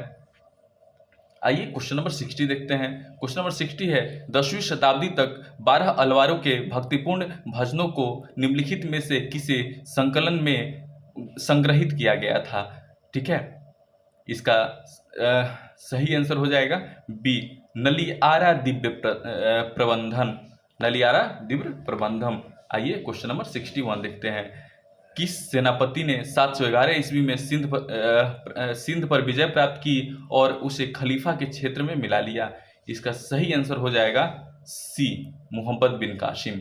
ठीक है, आइए क्वेश्चन नंबर 62 देखते हैं। क्वेश्चन नंबर 62, क्वेश्चन नंबर 62 है, अक्टूबर 39 में कांग्रेस मंत्रिमंडलों के इस्तीफे का निम्नलिखित में से कौन सा कारण था? ठीक है, इसका सही आंसर हो जाएगा डी, भारतीय सहमति के बिना भारत को द्वितीय विश्व युद्ध में शामिल होने की घोषणा करना। ठीक है, आइए क्वेश्चन नंबर 63 देखते हैं। गांधी जी के बिना कोई भी एग्जाम अधूरा रहता है। गांधी जी के नेतृत्व में 1918 की अहमदाबाद मिल हड़ताल निम्नलिखित मजदूरों पर आधारित थी। इसका सही आंसर हो जाएगा 63 का सही आंसर जानते हैं क्या हो जाएगा? ए, मजदूरों को पिछले वर्ष का प्लेग बोनस, मतलब प्लेग बोनस चाहिए था मजदूरों को, इसलिए अहमदाबाद मिल हड़ताल हो गया था। आइए क्वेश्चन नंबर 64 देखते हैं। क्वेश्चन नंबर 64 है, 1774 में फौजदारों सैन्य चौकियों की संस्था में किसने पुनर्स्थापित किया और जमींदारों को डकैती रोकने और कानून व्यवस्था बनाए रखने का सहयोग प्रदान किया? तो इसका सही आंसर हो जाएगा B number, Warren Hastings. Warren Hastings. आइए क्वेश्चन नंबर 65 देखते हैं। निम्नलिखित में से किसने दादा भाई नौरोजी और नौरोजी फर्दुंजी के साथ मिलकर हमनाई मजदैन सभा के अग्रणी? इसका सही आंसर हो जाएगा B number, S Bengali. S Bengali. ठीक है, आइए क्वेश्चन नंबर 66 देखते हैं। क्वेश्चन नंबर 66 है, ब्रिटिश भारत के दौरान महिलाओं से संबंधित निम्नलिखित गतिविधियों के संदर्भ में निम्नलिखित कथनों पर विचार कीजिए। ठीक है, इसका सही आंसर हो जाएगा डी। ठीक है, न तो एक सही है और न ही 2 सही है। ठीक है, आइए क्वेश्चन नंबर 67 देखते हैं। क्वेश्चन नंबर 67 है, 1854 के वुड डिस्पैच की विशेषताओं के संबंध में निम्नलिखित कथनों पर विचार करें। ठीक है, 67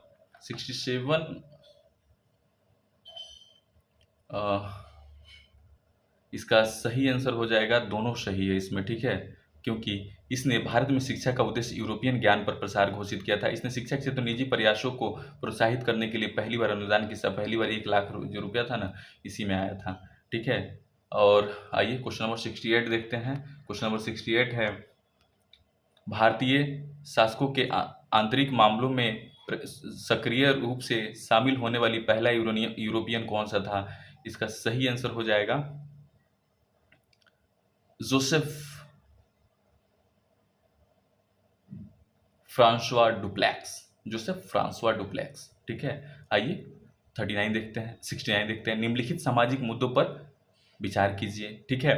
पहला, जाति व्यवस्था की अस्वीकृति, महिला शिक्षा, विधवा पुनर्विवाह, पुरुषों और महिलाओं दोनों के लिए विवाह की आयु बढ़ाना। तो इसका सही आंसर जो हो जाएगा ना, प्रार्थना समाज हो जाएगा, डी। इसका सही आंसर क्या हो जाएगा? प्रार्थना समाज। आइए क्वेश्चन नंबर 70 देखते हैं। बहुत ज्यादा 100 पूरा कर लेंगे, आप वीडियो पूरा से पूरा देखिए, ठीक है। संथाल विद्रोह के संबंध में निम्नलिखित कथनों पर विचार कीजिए। इसका पहला है, इसका जो है ना, केवल दो सही है, ये दो सही है। यह विद्रोह मुख्यतः मुगल साम्राज्य द्वारा लागू की गई उच्च कराधान नीतियों के विरुद्ध था। आइए क्वेश्चन नंबर 71 देखते हैं। क्वेश्चन नंबर 71, और मात्र 30 क्वेश्चन बचे हैं, मैं जल्द से जल्द करवाऊंगा उसको। 1799 के प्रेस सेंसरशिप अधिनियम के संबंध में निम्नलिखित कथनों पर विचार कीजिए, ठीक है। पहला ऑप्शन है इसमें, पहला ऑप्शन क्या दिया हुआ है? पहला ऑप्शन है, एक मिनट थोड़ा सिस्टम, पहला ऑप्शन है, इसकी रचना मूलतः लॉर्ड वेलेस्ली ने की थी। इसमें यह प्रावधान किया गया कि सभी सामग्री को प्रकाशित करने से पहले सरकार को मंजूरी लेना चाहिए। इसका जो है ना, दोनों सही है, ठीक है। ये बहुत लिट्टन के समय में आया था, 98 में, 1988 में, ठीक है। 1988 बोले, 1788 में। देखिए 72 नंबर पढ़ेंगे। निम्नलिखित में से किसे प्रकृति में उनकी अनुपस्थिति और अल्प मात्रा में भी हानिकारक प्रभाव के आधार पर गुणात्मक प्रदूषक माना जाता है? पहला ऑप्शन है, इसका सही आंसर जो हो जाएगा ना, बी, 1 और 3। शकनाशी जो होता है ना, डीडीटी, शकनाशी जो होता है, ये बता रहे हैं आपको, शकनाशी का उपयोग जो होता है ना, अरे वो तो नहीं होता है खरपतवार मारने वाली दवाई, उसी को बोलते हैं शकनाशी, ठीक है। आइए अब क्वेश्चन नंबर 73 देखते हैं। क्वेश्चन नंबर 73 है, निम्नलिखित में से किस वृक्ष के समशीतोष्ण वनों में मिलने की संभावना है?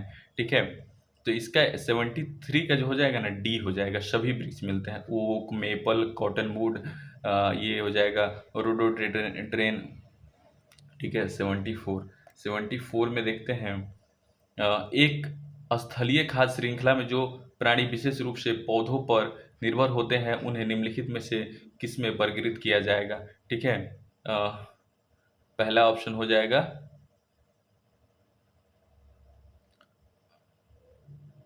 इसका सही जानते हैं, प्राथमिक उत्पादक होगा, उपभोक्ता होगा, ठीक है। प्राथमिक उत्पादक नहीं होगा, इसका प्राथमिक उपभोक्ता होता है। आइए 75 नंबर देखते हैं। क्वेश्चन नंबर 75, क्वेश्चन नंबर 75 है, उस प्रक्रिया को क्या कहते हैं जिसमें खाद्य श्रृंखला के प्रत्येक क्रमिक स्तर पर जीवों के ऊतकों में विषाक्त पदार्थों की सांद्रता उत्तरोत्तर बढ़ती जाती है? पहला ऑप्शन है, इसका सही आंसर जो हो जाएगा ना, सी, जैव आवर्धन।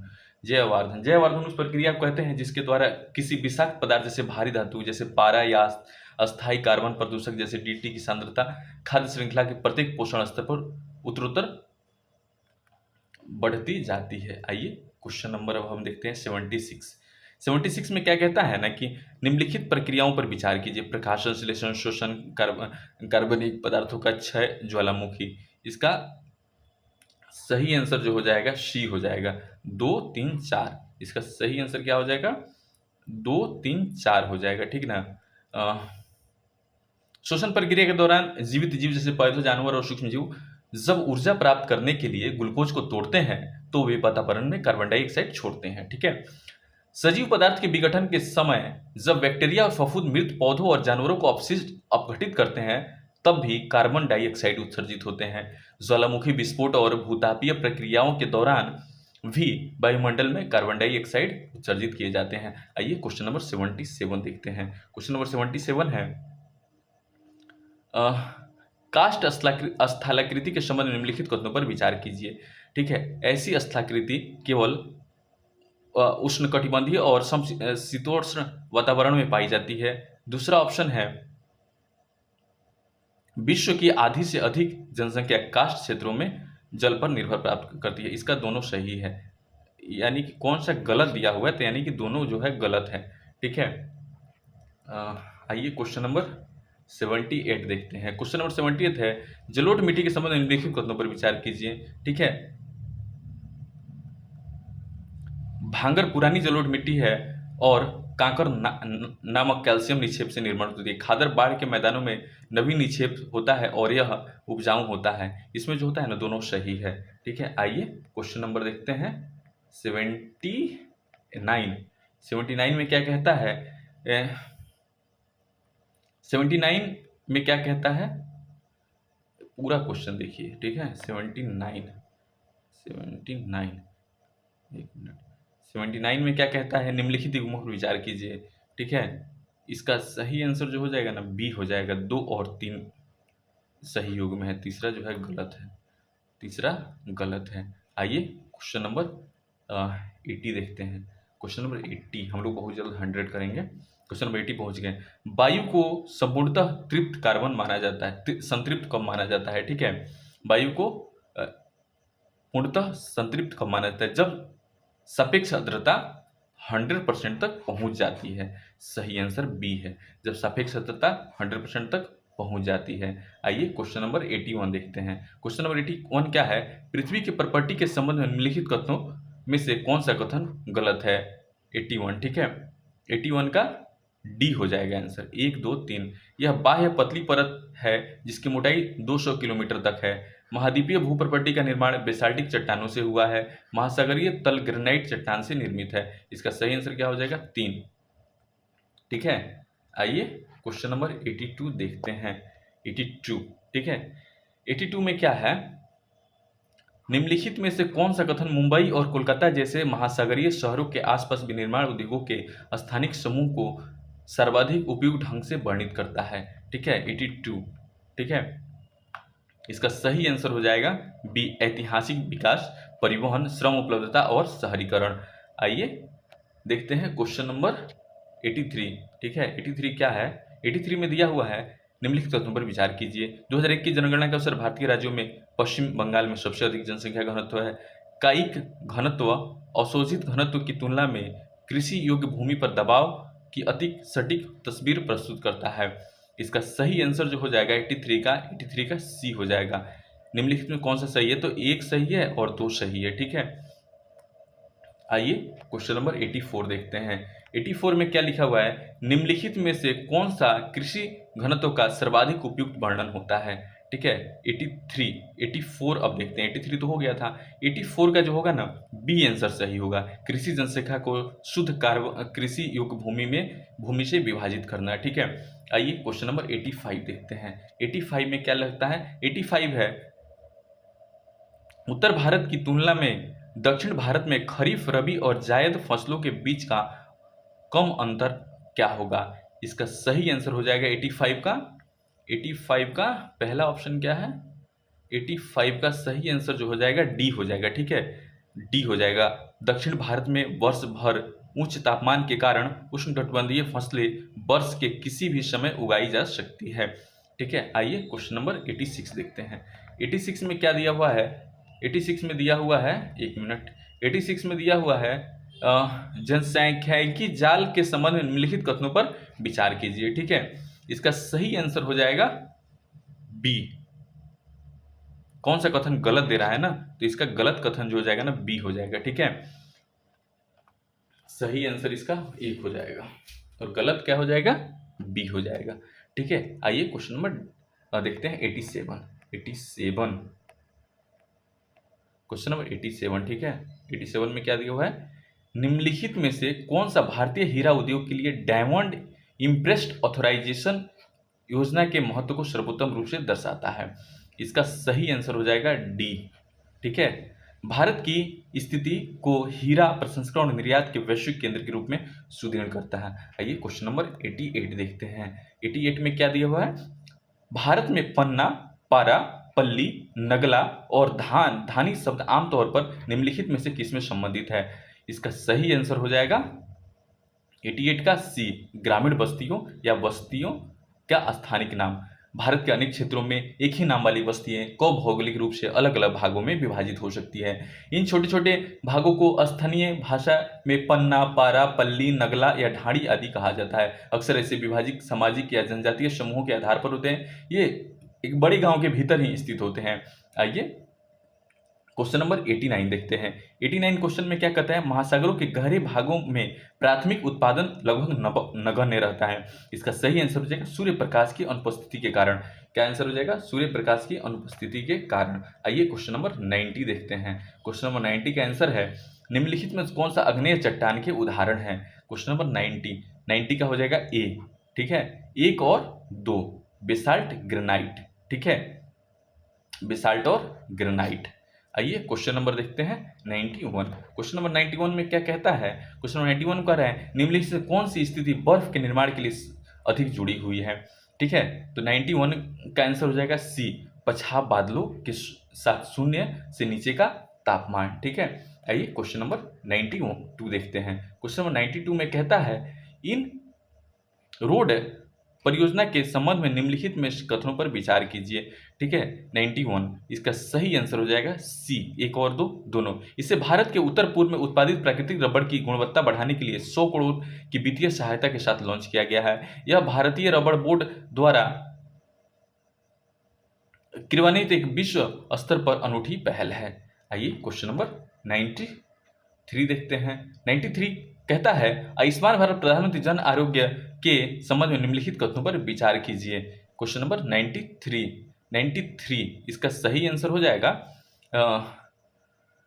ए हो जाएगा। ठीक है, क्योंकि तमिलनाडु अभी तक तमिलनाडु राज्य में जो है ना स्वयं का मुख्यमंत्री व्यापक बीमा योजना है और इसी से जोड़ के CMCHIS बोलते हैं इसको इसी से जोड़ के वो काम करता है। यूनेस्को की अस्थायी क्वेश्चन नंबर 94 है यूनेस्को की अस्थायी सूची के संबंध में निम्नलिखित कथनों पर विचार कीजिए।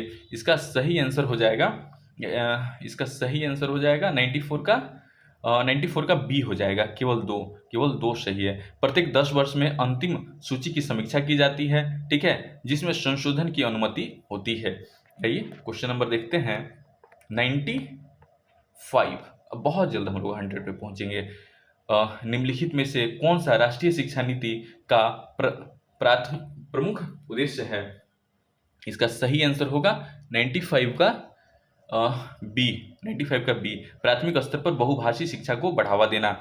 96 में क्या कहता है? गुरुत्वाकर्षण बल के संबंध में निम्नलिखित कथनों पर विचार कीजिए। इसका सही आंसर हो जाएगा 96 का सी, 1 और 2 दोनों सही है। गुरुत्वाकर्षण बल किन्हीं दो वस्तुओं के बीच अनेक द्रव्यमान के आधार पर लगने वाला पारस्परिक आकर्षण बल होता है। ब्रह्मांड में प्रत्येक वस्तु के कारण इस बल का अनुभव करती है। आइए क्वेश्चन नंबर देखते हैं 97 क्वेश्चन नंबर में हो जाएगा 97 का हो जाएगा 97 क्वेश्चन में क्या दिया हुआ है? 97 क्वेश्चन में दिया हुआ है सूची को मिलाना है, जिसका सूची का क्वेश्चन आंसर ए हो जाएगा। ठीक है, अब आइए क्वेश्चन नंबर 98 देखते हैं। 98 में क्या दिया हुआ है? 98 में प्रोटॉन के संबंध में निम्नलिखित कथनों पर विचार कीजिए। 98 ठीक है, 98 का सी हो जाएगा, यानी कि दोनों सही है। 98 का सी हो जाएगा। आइए क्वेश्चन नंबर 99 देखते हैं। क्वेश्चन नंबर 99 में दिया हुआ है 5 जगत विशेषताओं के संबंध में निम्नलिखित कथनों पर विचार कीजिए। 99 का क्या हो जाएगा? 99 का ए हो जाएगा, केवल एक। ठीक है, मोनेरा पोरियोटिक्स जबकि अन्य 4 जगत यूकेरियोट्स होते हैं। ठीक है, आइए अब 100 देखते हैं। 100 में दिया हुआ है निम्नलिखित में से कौन सा कथन पारिस्थितिकी में जनसंख्या अंतःक्रियाओं को प्राकृतिक रूप का वर्णन करता है? 100 अब 100 में क्या कहते हैं? 100 का आंसर हो जाएगा डी, गलत वर्णन करता है। यानी गलत वर्णन कौन से करता है? डी। सहभोजिता दोनों प्रजातियों में को उनकी परस्पर क्रिया के परिणाम स्वरूप हानि होती है। आइए अब क्वेश्चन नंबर 101 देखते हैं। क्वेश्चन नंबर 101 में क्या दिया हुआ है? क्वेश्चन नंबर 101 में दिया हुआ है रोगों के संबंध में निम्नलिखित कथनों पर विचार कीजिए। इसका सही आंसर हो जाएगा बी, यानी राइनो वायरस सामान्य सर्दी के लिए उत्तरदायी होता है। आइए क्वेश्चन नंबर 102 देखते हैं। क्वेश्चन नंबर 102 में है प्लाज्मोडियम की कौन सी प्रजाति मनुष्य में घातक मलेरिया का कारण बनती है? तो क्वेश्चन नंबर 102 इसका आंसर सही हो जाएगा ए, पी पाल्सीपेरम। ठीक है। आइए क्वेश्चन नंबर 103 देखते हैं। निम्नलिखित ग्रीन हाउस गैसों की ग्लोबल वार्मिंग क्षमता GWP के बढ़ते क्रम में ज्ञात कीजिए। इसका सही आंसर हो जाएगा ए, N2O, CFC, मीथेन, CO2। आइए क्वेश्चन नंबर 104 देखते हैं। 104 में दिया हुआ है 104 में दिया हुआ है न्यूटन की गति के प्रथम नियम के बारे में जाने। तो प्रथम नियम को जो कहते हैं ना, इसको जड़त्व का नियम कहते हैं। क्या कहते हैं? जड़त्व का नियम। आइए क्वेश्चन नंबर 105 देखते हैं।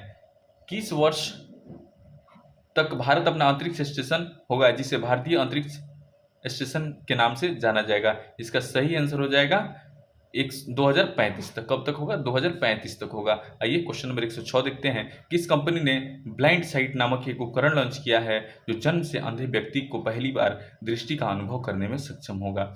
इसका आंसर हो जाएगा 106 का आंसर हो जाएगा न्यूरालिंक टेस्ला की सिस्टर्स कंपनी है, इसी ने किया है। आइए क्वेश्चन नंबर 107 देखते हैं। 107 मेइतवाई द्वारा लॉन्च किया गया कौन सा ब्लॉकचेन प्रौद्योगिकी स्टेट अनुमति प्राप्त अनुप्रयोगों के लिए भौगोलिक रूप से वितरित बुनियादी ढांचे के लिए ब्लॉकचेन के रूप में सर्विस प्रदान करती है? इसका सही आंसर हो जाएगा 107 का ए। ठीक है, विश्वस्य। 107 का क्या हो जाएगा? विश्वस्य। आइए 108 देखते हैं। 108 का सही आंसर क्या हो जाएगा? 108 का डी। सही आंसर क्या हो जाएगा? अटल नवाचार। 108 का डी। आइए 109 देखते हैं। 109 में क्या दिया हुआ है? भारतीय ग्राफीन इंजीनियरिंग और इनोवेशन सेंटर के तहत हाल ही में किस भारतीय शहर में अनुसंधान एवं विकास का केंद्र का शुभारंभ किया गया है? इसका सही आंसर हो जाएगा डी, 108 का डी। अरे सॉरी 109 का सही आंसर जो हो जाएगा ना, बी हो जाएगा। क्या हो जाएगा? 109 का सही आंसर बी हो जाएगा। 109 का सही आंसर बी हो जाएगा, त्रिवेंद्रम केरल में हो जाएगा। आइए 110 देखते हैं। 110 का भारत का पहला सिलिकॉन कार्बाइड निर्माण संयंत्र ओडिशा के किस जिला में स्थापित किया गया है? इसका सही आंसर हो जाएगा भुवनेश्वर। आइए 111 देखते हैं। 111 में क्या है? 111 में क्या दिया है? जेरेड इसाकमैन द्वारा स्पेसएक्स के साथ नियोजित किस निजी वित्त पोषित और संचालित मशीन ने दुनिया का पहला निजी अंतरिक्ष भ्रमण सफलतापूर्वक किया है? इसका सही आंसर हो जाएगा ए, पोलरासिस डॉन मिशन। आइए 112 देखते हैं। 112 में दिया हुआ है वीनस ऑर्बिटर व्योम किस वर्ष लॉन्च होगा? इसका सही आंसर हो जाएगा 2028। ठीक है। आइए क्वेश्चन नंबर 113 देखते हैं। क्वेश्चन नंबर 113 में क्या दिया हुआ है? क्वेश्चन नंबर 113 में है हाल ही में समाचारों में रहा बी पालम। ठीक है, बी पालम रेजिमेंट निम्नलिखित में से किससे संबंधित है? 113। ठीक है, क्वेश्चन नंबर किस पर है हम लोग? अभी 113 पर। ठीक ना। 113 में क्या दिया हुआ है? 113 का आंसर जानते हैं क्या हो जाएगा? बहु औषधि प्रतिरोधी क्षय के लिए एक नवाचार। 113 का आंसर ये हो जाएगा। ठीक है। आइए क्वेश्चन नंबर 114 देखते हैं। क्वेश्चन नंबर 114 में क्या दिया हुआ है? क्वेश्चन नंबर 114 में दिया हुआ हाल ही में केंद्रीय मंत्रिमंडल द्वारा अनुमोदित EVGCR XR के लिए राष्ट्रीय उत्कृष्टता केंद्र किस शहर में स्थापित किया जाना है? 114 का हो जाएगा ए, मुंबई। 114 का ए, मुंबई। आइए 115 देखते हैं। 115 क्वेश्चन नंबर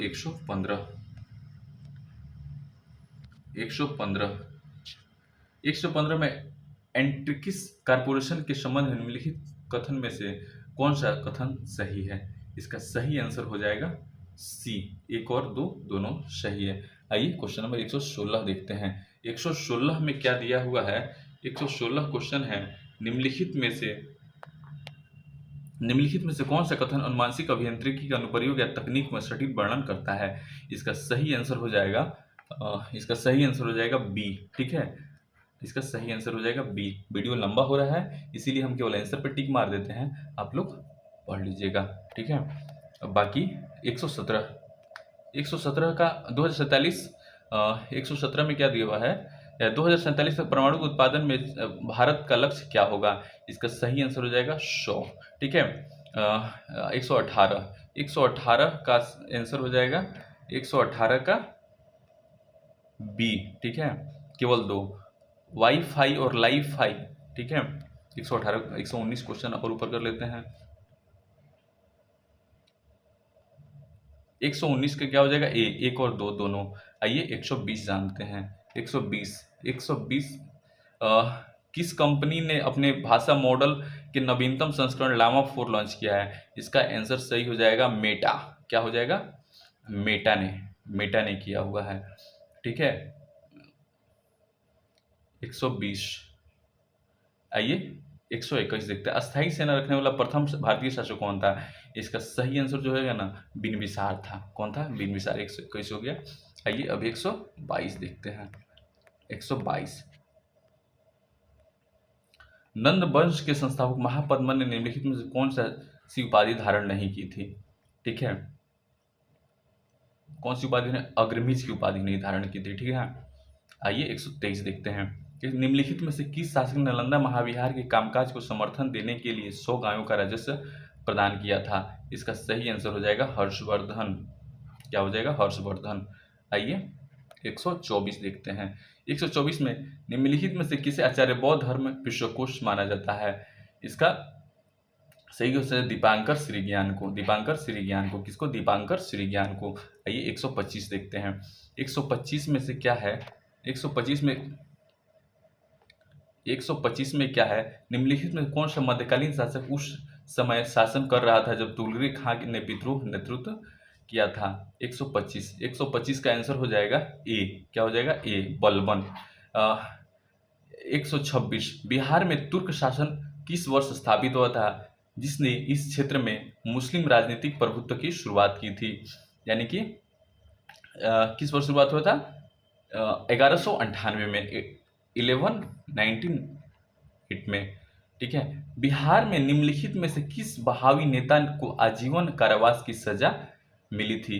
क्वेश्चन नंबर 127, इसमें हो जाएगा अहमदुल्ला। ठीक है, भाई क्वेश्चन नंबर 128, निम्नलिखित में से कौन बिहार में से प्रकाशित होने वाला पहला उर्दू समाचार पत्र था?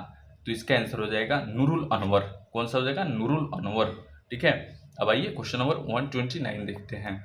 129 में क्या है? महात्मा गांधी द्वारा शुरू किए गए राष्ट्रव्यापी आंदोलन के हिस्से के रूप में बिहार में व्यक्तिगत सत्याग्रह कब शुरू किया गया था? ठीक है, 29 का डी हो जाएगा 29 अक्टूबर 1940 में। ठीक है, आइए क्वेश्चन नंबर 130 देखते हैं। 130 में बिहार प्रांतीय किसान सभा में विकसित होकर अखिल भारतीय किसान सभा का गठन किस वर्ष हुआ था? 130 में बिहार में अखिल भारतीय किसान सभा का गठन कब हुआ था? 1936 में। बिहार के कितने जिले झारखंड के साथ अपनी सीमा साझा करते हैं? बिहार के कितने जिले अपनी झारखंड के साथ सीमा करते हैं? तो इसका सही आंसर हो जाएगा 7। ठीक है, आइए इसका ये क्वेश्चन अक्सर परीक्षा में पूछते रहता है। ठीक है, कौन सा क्वेश्चन? ये वाला क्वेश्चन, ये वाला मतलब कोपेन की जलवायु वर्गीकरण के प्रणाली के अनुसार उत्तर बिहार में, तो इसका सही आंसर होगा CWG। बिहार का कौन सा जिला चाय का सबसे बड़ा उत्पादक केंद्र है? किशनगंज। ठीक है, एटलीस्ट परीक्षा में तो बिहार से जुड़े हुए क्वेश्चन नहीं गलत होने चाहिए। ठीक है,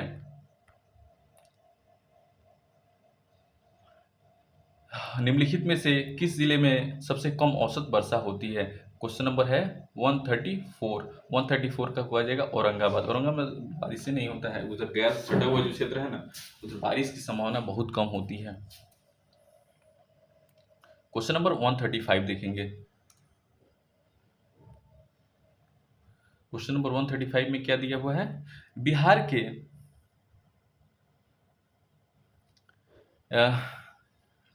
बिहार के निम्नलिखित में से किस जिले में विंध्यन क्रम की चट्टानें मिलती है? तो इसका सही आंसर हो जाएगा ना बी, कैमूर की पहाड़ी जो जानते हैं ना, वो विंध्यन क्रम की चट्टानें हैं।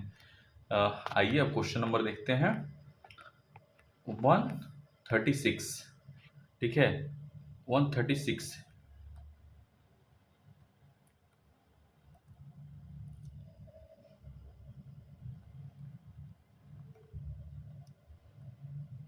136 से क्या हो जाएगा? क्वेश्चन क्या है? बिहार के जिले में पिडमेंट सॉइल मिलते हैं? इसका सही आंसर हो जाएगा, प्रीवियस क्वेश्चन है, पश्चिमी चंपारण में। बिहार का पहला रामसर स्थल कौन सा है? तो कांवर झील, ठीक है ना, जो कि बेगूसराय में है। आइए अब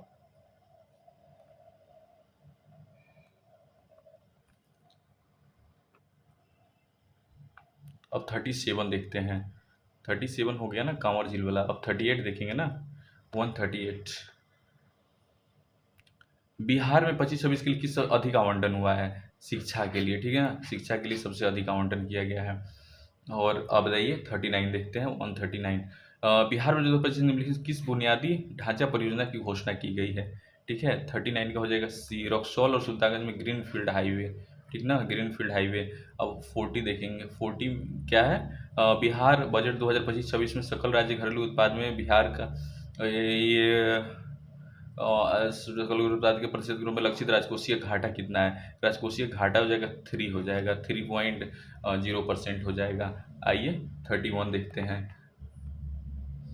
उस सही विकल्प का चयन कीजिए जो निम्नलिखित शब्दों को तार्किक और सार्थक क्रम में इंगित करता है।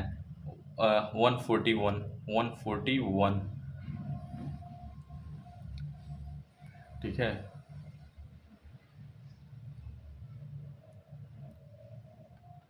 141 का बी हो जाएगा, बी, ठीक है, 141 का बी।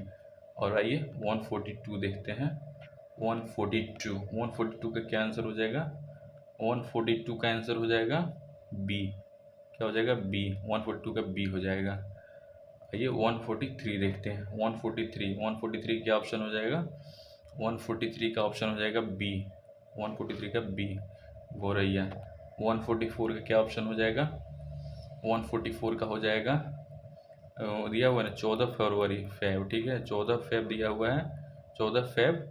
और इधर दिया हुआ है 10 अप्रैल, 10 एपीआर, ठीक है, 10 एपीआर दिया हुआ है, तो उसको 14 इधर, अब 31 मार्च, और 10 इधर, अब बट्टा में 7 कर दो, ठीक है, तो 6 दिन शेष, तो गुरुवार हो जाएगा। और -10 अप्रैल है, तो शुक्र, तो इधर शुक्रवार था ना, शुक्रवार +6, तो गुरुवार हो जाएगा। क्या आंसर हो जाएगा? गुरुवार, ठीक है। 145, 145 का क्या आंसर हो जाएगा? 145 का हो जाएगा डी, 145 का डी। 146, 146 में क्या दिया हुआ है? 146 का आंसर हो जाएगा बी, 146 क्या हो जाएगा? बी। 147, 147 का क्या दिया हुआ है? 147 का आंसर हो जाएगा बी, 147 क्या हो जाएगा? बी, ठीक है। अब आइए 148 पे चलते हैं। 148 का आंसर हो जाएगा, 148 का आंसर हो जाएगा डी, ठीक है, 148 का डी हो जाएगा। 149, 149 का आंसर हो जाएगा 149, 149 का आंसर हो जाएगा 149 का आंसर हो जाएगा डी, ठीक है। और 150 का आंसर हो जाएगा, 150 को सॉल्व कर देता हूँ मैं। 150 का आंसर हो जाएगा ये क्या दिया हुआ है?